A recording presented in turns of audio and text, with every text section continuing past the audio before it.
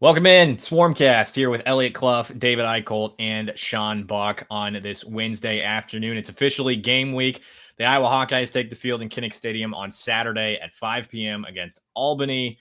We'll get to learn a little bit more about this Hawkeye team other than just hearing Kirk Ferentz and players talk about it, plus us speculating at this point. So we're excited to see some football, get down on the field a little bit, see some recruits there as well. Should be a fun weekend where we can, again, stop speculating and actually watch some football. Like I said, Elliot Clough, David Eicholt, Sean Bach here on this episode of Swarmcast from HawkeyeInsider.com. So today, Sean, let's actually start with you and talk a little bit about Albany. We just don't know a lot about this team, decimated by the portal, still have an interim tag on their head coach. You do that research, that pregame research for us at Hawkeye Insider. What are maybe like one or two things that stick out to you about this team that Iowa fans maybe would want to know, or that you're looking at and think Iowa fans should know this relative to what's going on with the Iowa roster, if that makes sense?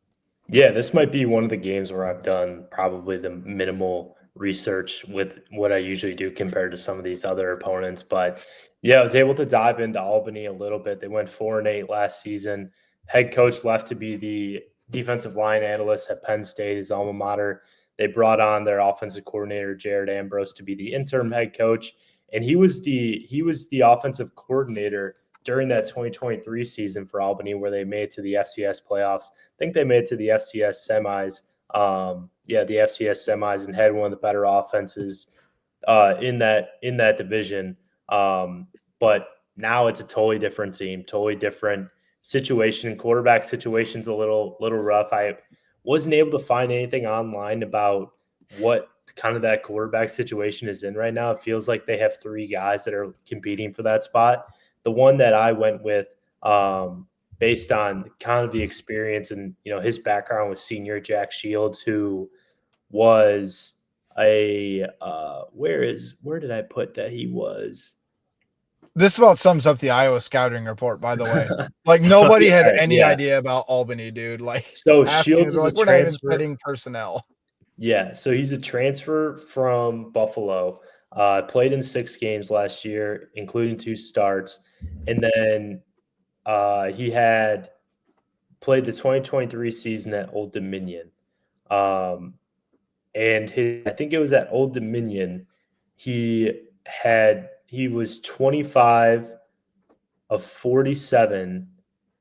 Or he had one game where he was 14 of 20 for 258 yards and a touchdown. That was a win over Texas A&M Commerce. So he has some game experience. Obviously, it's not against Power 4 competition, but he is the guy that I think will probably start at quarterback for Albany on Saturday. But and they have a couple of guys returning too at some key positions on offense. They have a running back coming back, JoJo Uga, I think is how you say his name. Caden Birdie is another talented wide receiver that they have coming back.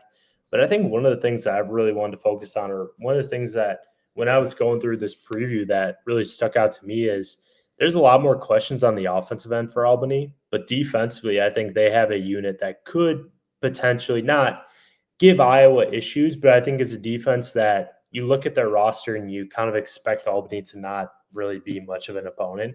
But they bring back some guys on the defensive end. They have a pretty experienced secondary. I think one of the preview articles that I was looking at, it said that they returned 3 guys with significant snaps from last season in that secondary at the safety spot. They bring back another corner too. They have a couple guys on the defensive line. They bring back a linebacker, Ron Holmes, who was their second leading tackler last season. He's a pretty productive backer. But I mean, we've been talking about this Iowa passing attack and what we want to see from them. And I know Albany is not necessarily the best opponent or the ideal FCS opponent to play against, but I think there could be a little bit of a test or a little bit of intrigue with Iowa's passing game against Albany's secondary. So not a lot with this Albany team. I mean, Dave, when I was looking through the interviews that you did yesterday, I think in every interview you brought up that Albany had like 50 players to replace. And I was like, dude, like, how many times are you going to say this? But it's a legit thing, though, dude. Yeah, I mean, you're doing your job. It was valid. It's crazy. Well, here's the thing, though. It's crazy because if you look at even in the past, like I asked Jonah Pace, I asked Kirk, like they really haven't seen crazy turnover like this. Like it is one of the more unique situations, at least since I've started covering the team. And I mean, you're right. I probably did overly kill it, but at the same time, it's like if you don't ask a guy, he might give you the best answer of anybody at the bunch. Like Seth Anderson gave me a pretty good answer, and he's a guy that you guys know he can be hit or miss with his quotes. Yeah. So No, I what mean, did you gather, Dave? What did you gather out of that? Like how They're studying schemes and they have no idea who the hell the personnel is going to be. Like that was the general basis of it. Like Seth Anderson flat out told me, same with Jonah Pace. They're like, look, we're going to know numbers. We're going to know what we think they're going to run. But other than that, the first quarter is just kind of feeling out the way the separate player is going to guard them or block them and adjust accordingly. And then really talk amongst the staff and the position groups about how to exploit it. So I guess if you want to take one good thing out of this, it's like they're ready to go and make good in-game adjustments. We know the talent gap's just it's a different level, right? There's a reason why Iowa is favored by 38.5. And I talked about this with Tyler Kluver earlier. Guys, the over-under is like 52, 51.5. When's the last time an Iowa football game's had an over-under of 50 or more points? Like that should tell you just the level of Iowa should be able to go out there and do what they want to go against. But in terms of remembering how to adjust in game, do some different things, like I think I don't want to say it'll be a good test for Iowa, but at least it's going to test them about if they're going to be able to do that, especially with the first game of the season. I wouldn't even test. I wouldn't even think of it as the word test, if that makes sense. It's like it's a practice SAT. It's a glorified scrimmage, right? Like you're going in not knowing what they're going to run, not knowing. Well, I mean, they do have their offensive coordinator, right? So it's probably going to be like you said. I think it's the same defensive coordinator as well. Okay, and they bring a bunch of defensive guys back, so you know a little bit about their personnel. But it's one of those situations where, like, I went and watched Clear Creek Amana play Iowa City Regina for Prep Reds on this last week. And I walked up to Dustin Ellsbury, head coach at Regina, and I said, I don't know anything about this team. And he gave me like 4 or 5 names. Like, yeah, I know these guys.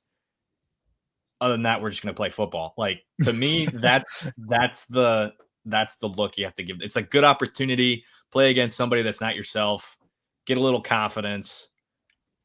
Other than that, like what I wrote in my article is this Albany team's going to be bad. They're going to be bad in the FCS. It's a bad situation for them too. Like, I don't want to sit there and try to just clown on them because that's really not the point. It's just like, that's just how bad, like how weird of a situation it is for them. And it'd be difficult for literally any staff at any level to be overcome the level of turnover that they did, especially on such a short basis. Because remember, their head coach stepped down in February. And that's when you saw a lot of people enter the portal once that kind of reopened for them. And then you think about that 6 weeks later, they're back in spring practice. They don't even know who's on their roster, right? It's a tough situation for them that, you know, we'll see if they're able to kind of get out of that over the next couple of years. But this is not solely just about Albany. It would apply to any team at any level of football that had to do what had to go through what they've had to go through. This is not South Dakota like Iowa State has to face this week. South Dakota is a very good FCS program that's had a lot of continuity. Bring the quarterback back, as far as I know. And I didn't know he left in February. What a horrible situation. Like, I just re-looked it back up too. Yeah, he stepped down in February. I think February 5th. The interim tag makes a lot more sense now with their current head coach. Like, I don't know how you go through the hiring process in February anywhere for a head coach in football, Division I football. That's crazy. Yeah, I mean, I would have to look back. I probably should have researched this, but I'm interested to see when they schedule this game or when they set this game up, because obviously you have to do it years in advance. And Albany in 2023, went to the FCS playoff. So that, I mean, I think in this particular situation, like, you kind of just go with it and you say, okay, like, we're going to play an FCS team. We're going to beat up on them, but we want to work on things that we need to work on, because as we know with this Iowa team, which would be a perfect segue into our next point, there's a lot that we don't really know, or a lot that we're kind of just like, Kirk brought up that 2008 team. He's brought up a couple of times in the last couple of weeks, and it feels similar to that in a way where there's just a number of guys that need to step up, and we don't really know what they're going to do or how they're really going to perform in those next roles. And, you know, it really set the stage too for that 2009. And obviously I'm not going to compare the two situations being exact, but it kind of feels like that in a way with this 2008 team and this 2025 team, with just the amount of question marks that they have and just the amount of unknowns that we were really just kind of, I mean, we've been talking about for forever. It feels like I'm just like ready to kind of just see it all go together on the field, but it's going to take time for us to really get a good feel of what this team is going to be. The other thing is, I just looked. So Iowa did add Albany the end of September of last year. So this wasn't something that really, well, usually, Sean, you're right. Usually that's the case. But remember, they were supposed to play Florida A&M, I believe. So they moved Florida A&M from 25 to 2030, and they added Albany in replacement of that. One other note before we dive too much into Iowa, because that's going to be the majority of this podcast, is we just talked about what we're looking for this weekend, is something that was noted and I think has been talked about a little bit. You mentioned the FCS semifinal, Sean. Who did Albany lose to in that game? Mark Gronowski and South Dakota State. So, but, you know, there's so much, you know, some folks might look at that and say, oh, they've seen Mark Gronowski before. Completely different team.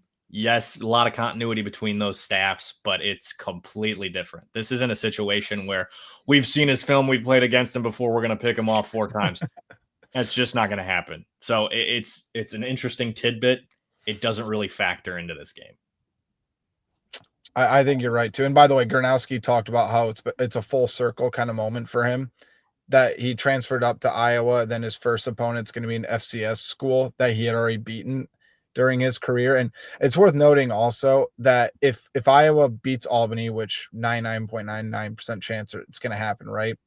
It's going to be his 50th career win as a college quarterback. I believe he's 49-6 entering this game. So guys, he might get more wins than players do in their entire career, even games played. And that's kind of an outrageous stat to really think about. Yeah. College football 2025.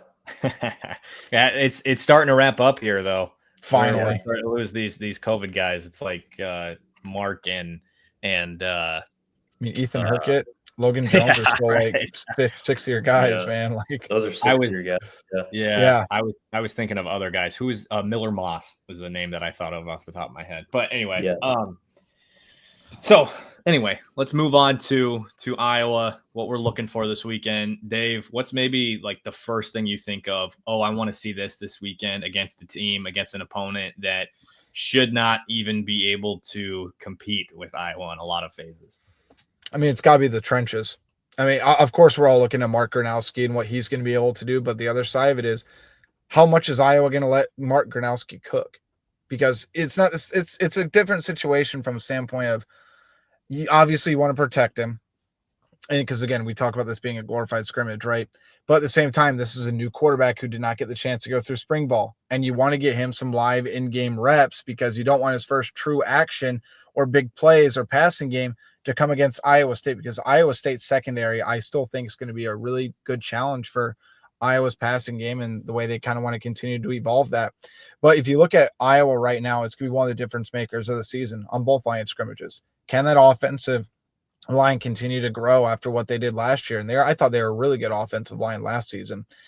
Can Trevor Lauk or Jack Doetzler end up winning that left tackle spot outright? We do know that Trevor Lauk is going to start. Kirk Ferentz did say that yesterday, but Jack Doetzler is also going to get some good reps, because remember, at the end of the press conference a couple weeks ago with Kirk, he said that Dotes might be one of the most, if not the most improved player on the entire team. So he's really pushing for that left tackle spot.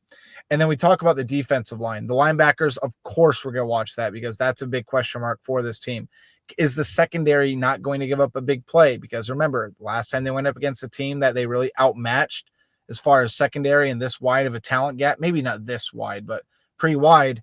There was a certain player on Troy who completely carved up Iowa secondary with big play after big play.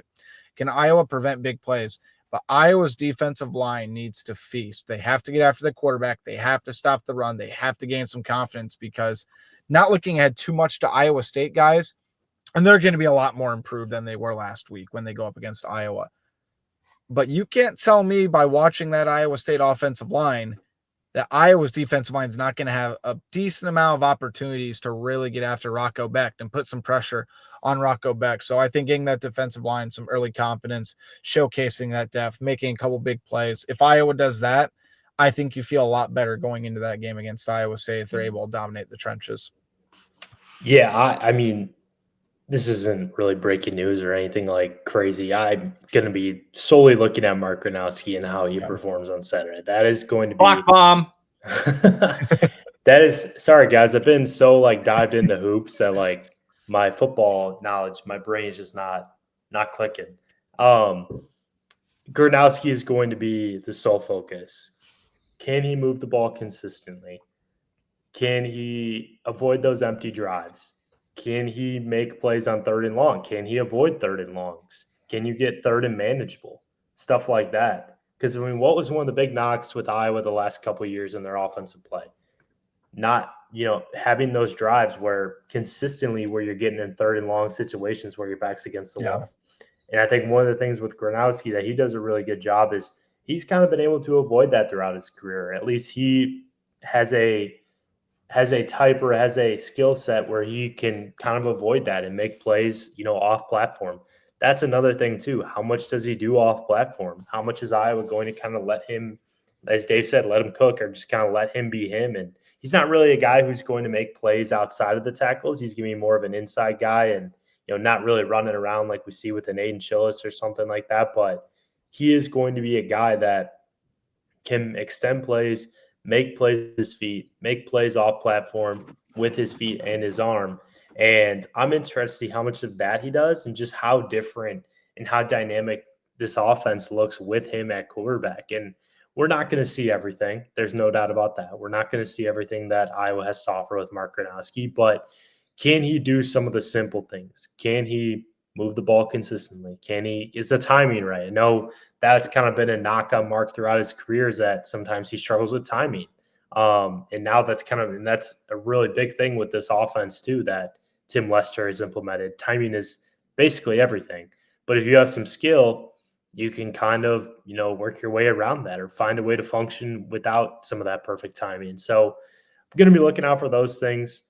Wide receiver chemistry, some of those guys making big plays, how the snaps are kind of allocated at that wide receiver spot. I know a lot of that is matchup based, as John Budmeyer said when you talked to him at Media Day.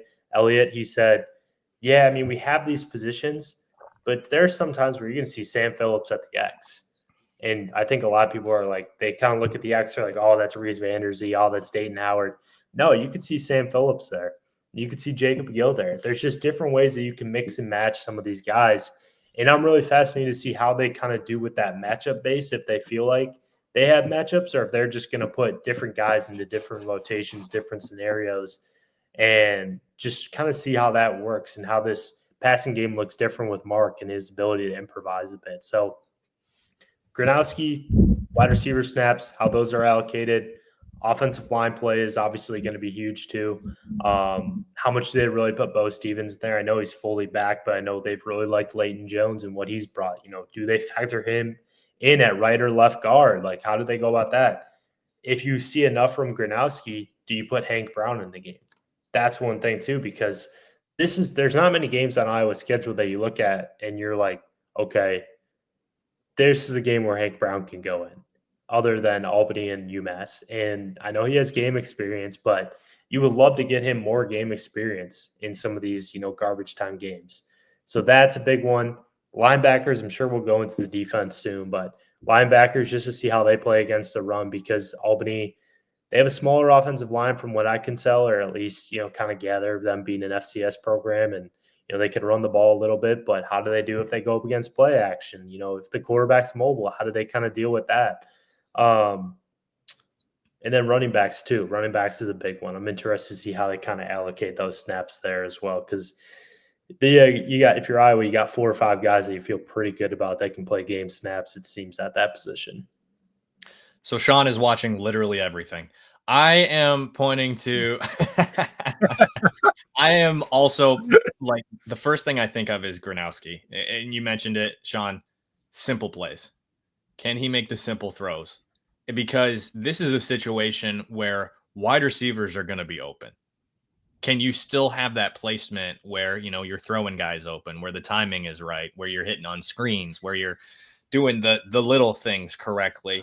To me, I'm really not watching offensive line much other than left tackle, because this isn't going to be it shouldn't be a test for them. If it is No, a that's test, what I'm saying. Absolutely. right. It should not be a test. Then you got some big worries going into Iowa State. Exactly. So I won't be, other than rewatching film, I'm not going to be watching the trenches too much, because it should be a completely, utterly dominant performance by both of those sides of the ball. To me, first one, without a doubt, I'm looking at his quarterback. But I talked about this on KXNO Monday with Alec Bussey. The thing that you want from these linebackers, these inexperienced linebackers, like Jaden Harrell, if Jaden Harrell can leave this game and have 13 tackles to his name, you feel a little bit better going into the next week, right? Because he's played live action. He's been in the smoke. He's like this. The way this defense operates is they funnel tackles to the Mike linebacker. Jaden Harrell can make those plays. Awesome. Carson Shire, if he can grab a pick, incredible. And same thing for Carson Shire too. If he can walk away with 10 tackles, 11 tackles, then you feel a lot better about this middle of the defense. I'm really intrigued too. This is more of an intrigue thing as opposed to I'm watching this to learn more about the team, but maybe a little bit of both is just how Cohen and Zach look at Strong versus Cash.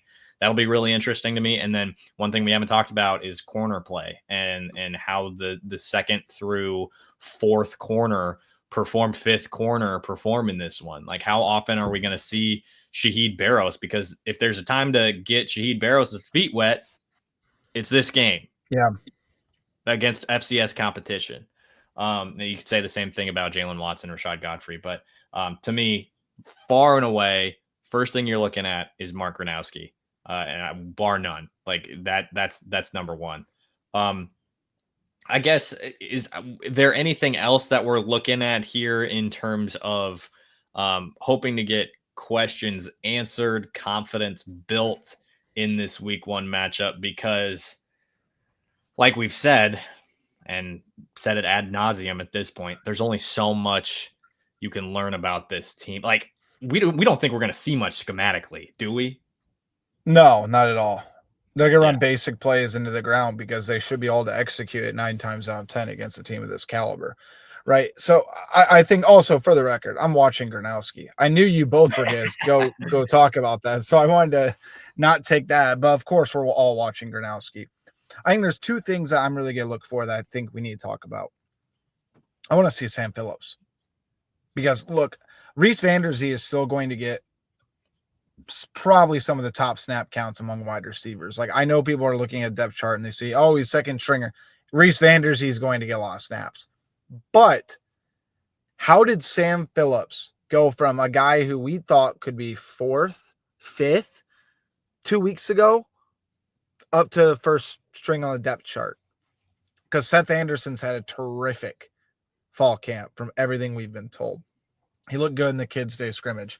Jacob Gill is probably as steady as Iowa's had in the last couple of years from a wide receiver standpoint. Just a guy that can get open, doesn't drop too many passes. I know he had that one, the bowl game, but that's really the only pass I remember him dropping for most of the year. I want to watch Sam Phillips and just see if he can get comfortable and gain confidence, because again, he's not really a true X, but he's a guy that could cause some problems despite being, I think I say 5'7" in cleats, because we've stood next to him. I really don't know if he's 5'7", 5'8", but he's got some stellar hands. He's fast, great route runner. He can stretch the field different ways. But the other thing is, I want to look at the running backs, man. Like, Iowa's depth at running back and the excitement around that room is pretty palpable right now. Like, Kamari Moulton, I still think's RB1. I think he has a real chance to shine. He's very confident. He's back at practice. Iowa's as healthy as they've been, I think, coming out fall camp, at least since I started covering the team 8 years ago. Is Nathan McNeil going to get snaps? Kirk said he had the green light yesterday in the press conference. We've seen all of the highlights he's been able to do in the practice footage that they've leaked out. We saw him in the kids' day scrimmage. I still think he can continue to push his way up the depth chart, because the one player I think that is in danger right now in that running back room in regarding to losing snaps, it's Jazz Patterson. because Xavier Williams has been, he's built like a college running back already. You guys know that. He's got incredibly strong lower body. Coaches have been raving about him. Kamari Moulton's proven it in some big games. TJ Washington just seems like he's a ticking time bomb about ready to really just do some damage in Tim Lester's scheme. It's a picture-perfect fit. And Nathan McNeil's been really impressive since he stepped on campus. Jazz can do some different things. He's a stellar pass blocker. He's a guy I just still think lacks a little bit of patience in between the tackles, does not allow the running lanes to open up. So I think it's important for Jazz Patterson to get off to a really good start this season, because that depth in that running back room and that competition, it's probably as high as it's been in the last couple of years without a true one. Yeah, I mean, I mentioned the running backs earlier, and you kind of said everything that I was thinking. But when you talk about Sam Phillips, I mean, when they added him this offseason, the first couple texts I got from people, around the program, inside the program, was just like, this was such a big get for us, because he fits the type of receiver that Tim Lester has had success with. And what did Iowa not have last year in the receiver room? That was speed. They didn't have speed. They didn't have guys in the slot, guys who can, make plays after the catch and, make something happen with their what? They did have Caden Weegan. They True. just didn't really use him. True. But I mean, what we've heard is maybe he's really confident in special teams, not so much with the offense. I'm sorry. Go ahead. I had to be like you can't forget about the Jet Award winner, right? No, for sure. But I mean, I think from a polished receiver standpoint, I mean, yeah, Sam Phillips having no drops last year at Chattanooga. Like, I don't care that it was in the SoCon. Like, that's still really impressive. Like, that's a very, very impressive number. And to have a guy with his speed, which is something you lacked last year, and to have more speed this year, I mean, with Seth Anderson's got some wheels to him too, but he's also probably more of a downfield threat than Sam Phillips is. Well, Sam Phillips is more of your kind of run drag routes, run screens, like kind of get him and let him go. While Seth is more of a downfield threat, maybe intermediate route guy. Just to see how those two kind of mix and match, because I think their speed can really open things up when you have guys like Vanderzee and Gill on the outside, or wherever you want to put them. Heck, I mean, it seems like Bud Myers is going to put Vanderzee in the slot potentially too, like with just the way that they're going to kind of mix and match guys and get different matchups to let these guys play to their strengths and, kind of just really see what they can do and what they can do with a quarterback that can get them the football. So wide receivers, I mean, just having Seth and Sam healthy, I think is really crucial, because those are two guys that can really open up things for you on the offensive end, especially in that passing game. Yeah. So to revert to Sam Phillips and him being 5'7", I am 5'9", and 99% of the football players on the Iowa roster are taller than me. Sam Phillips is shorter than me, so can confirm he is but I mean, like, the speed is undeniable, right? Yes. Like, and his ability to break off routes, he's just really smooth. I mean, you said it, Sean, and to my point of Caden Weegan, Phillips is more polished. Anderson's more polished. They're receivers. They're not special teams specialists that also happen to be receivers. They're receivers, right?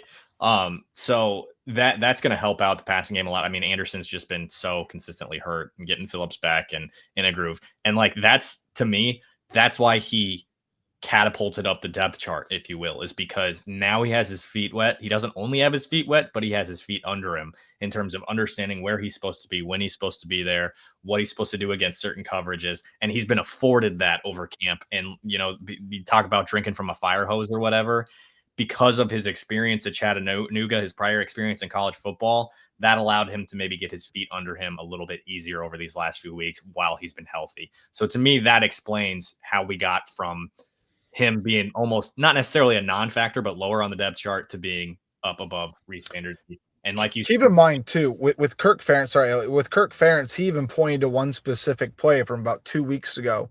And that's when Kirk Ferentz said that's when he feels like the light really clicked for him.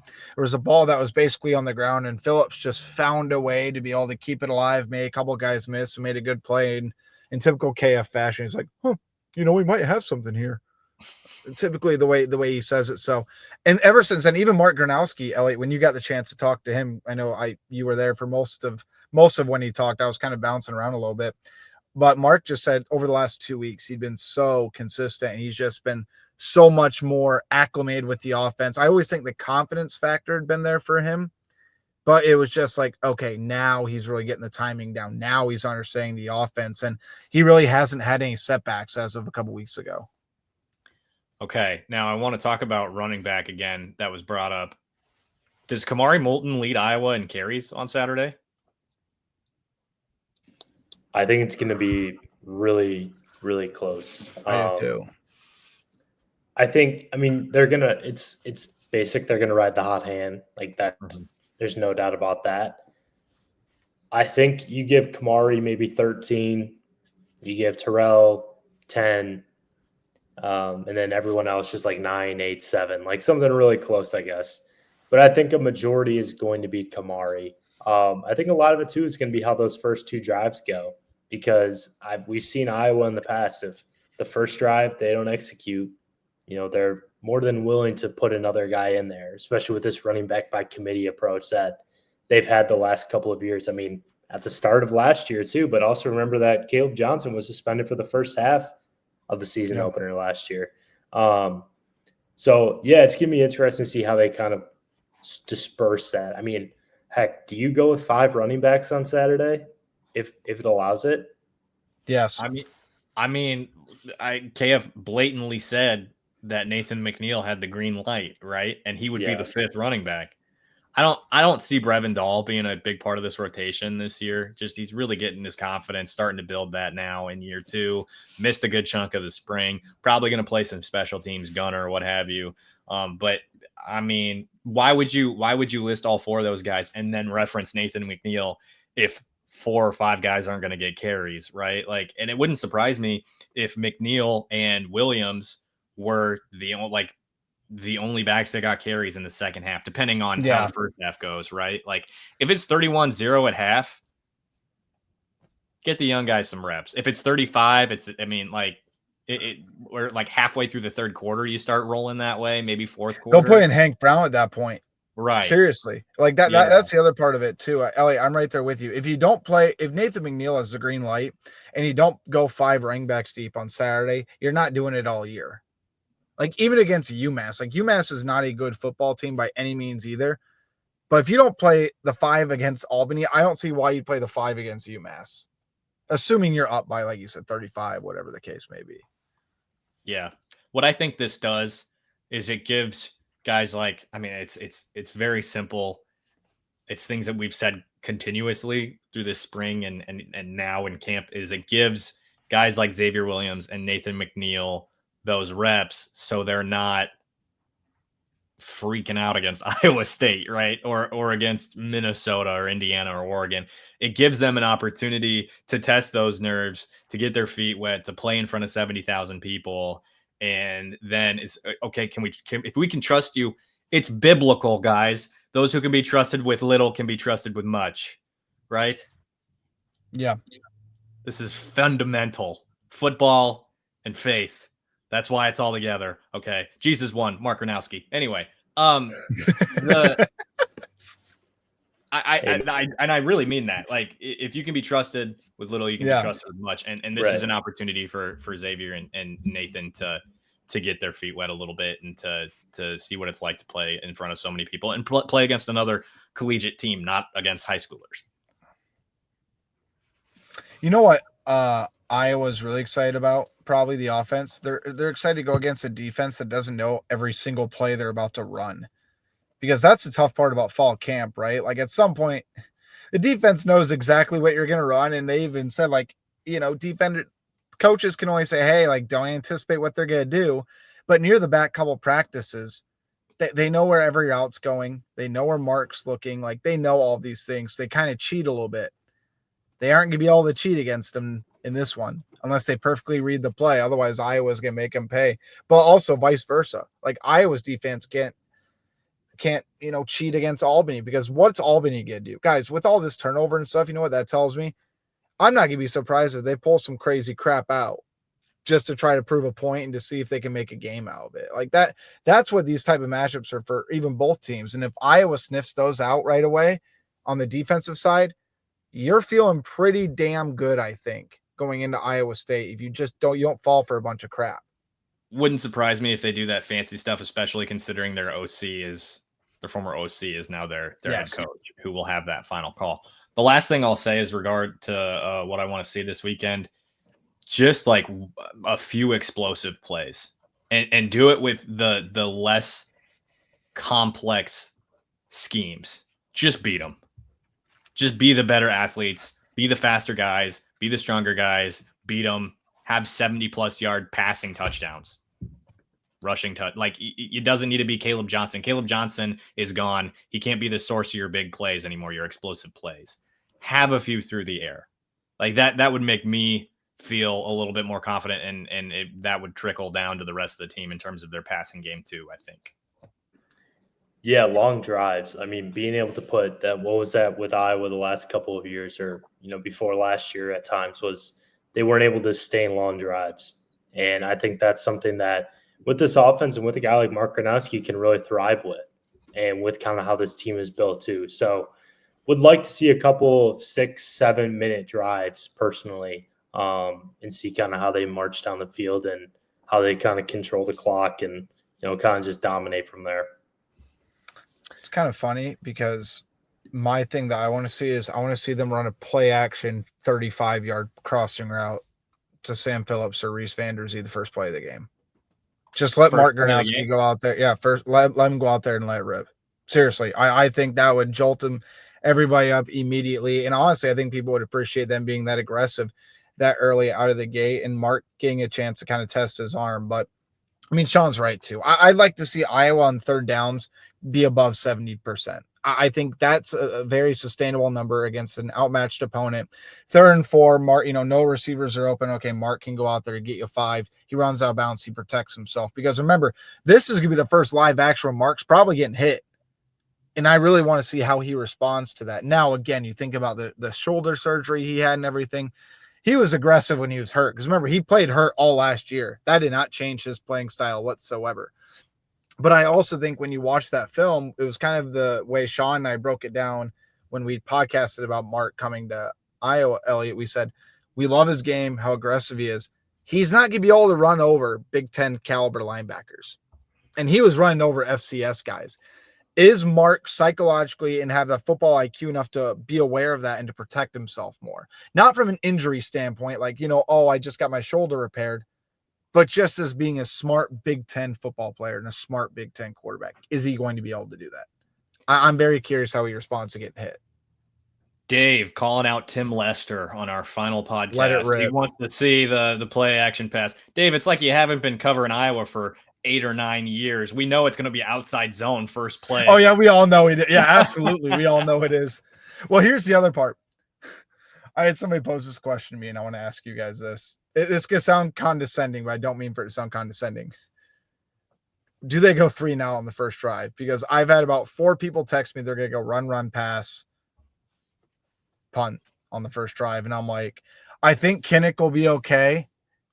I don't think, they'll be calling for any replacement quarterback or anything, but there's going to be people that are really freaking out if Iowa goes out there and puts up a 3 now on the first. I don't think they do personally. We'll see. I don't know. Come on, give me an on the record prediction, Elliot. Well, here's the thing: is the play action pass. Even if they throw a touchdown on the first, everybody's going to be Cade McNamara did it to Seth Anderson 2 years ago. You're right. Yeah. So if I were a betting man, I would say fair rebuttal. I would say that they get like 5 or 6 plays in punt. Okay. That's my guess. How about you, Sean? Touchdown first drive. All right. Play action pass first play. Yep. All right. No, I mean, I don't know. I think it's just gonna be they're just kind of gonna run the ball down their throats and open things up, and it'll be let's go 9-play drive for a touchdown. I will say, if they do run the ball, I want them to run, and I want Trevor Lauk to be responsible for opening the gap. Immediately, you get a chance to see what he can do. So if you're not gonna throw the bomb, run it Trevor Lauk's way. just to see what you can do. Tim Lester is a guy who likes to do that kind of thing to instill confidence. So that would not surprise me. I think that would be cool. And that would be an indication as to who Tim Lester is as a coach. So we will wrap it up here on this episode of Swarmcast. Elliot Clough, David Eicholt, Sean Bach here with you on a Wednesday. Only a few days away, folks. Get ready to pack Kinnick Stadium. Hopefully watch the football game. Shout out Fox and YouTube TV because get the deal. It runs out, what, 4 o'clock tonight? Central time?